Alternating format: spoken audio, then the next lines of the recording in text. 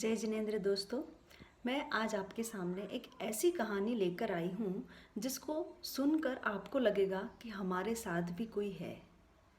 कहानी शुरू होती है जीवन यात्रा और अकेलापन नाम से।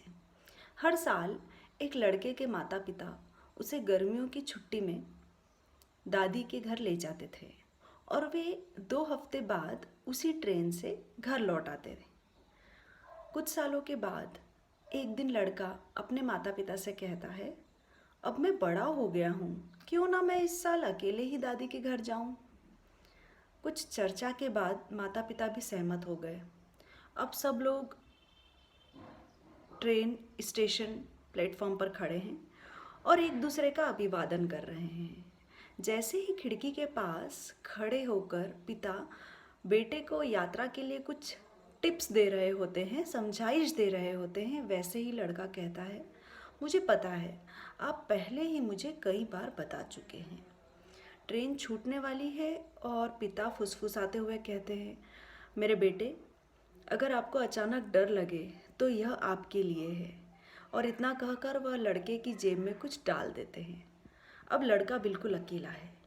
पहली बार अपने माता पिता के बिना ट्रेन में बैठा वह खिड़की से रास्ते के दृश्यों को देखता हुआ यात्रा करता है।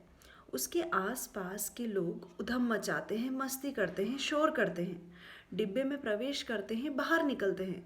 उसे लगता है कि वह कितना अकेला है।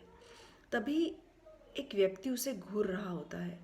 अब वह लड़का और अधिक असहज महसूस करता है और कुछ डरा हुआ भी है। वह अपना सिर नीचे कर लेता है, सीट के एक कोने में झपकी लेने की कोशिश करता है, लेकिन यह क्या, उसकी आंखों में से तो आंसू आ जाते हैं। उस समय उसे कुछ याद आता है। वह अपने पिता को अपनी जेब में कुछ डालते हुए याद करता है।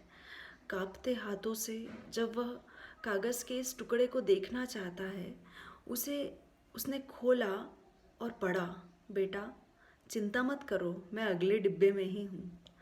ऐसा ही जीवन में होता है दोस्तों। जब भगवान ने हमें इस संसार में भेजा है तो उसने स्वयं ही हम सभी के लिए एक पत्र दिया है, एक पत्र देकर भेजा है। उस पत्र में लिखा है, मैं आपके साथ यात्रा कर रहा हूँ, मैं आपके साथ हूँ। हमें ज़रूरत है तो बस उसे अपनी जीवन की यात्रा में अपने साथ महसूस करने की।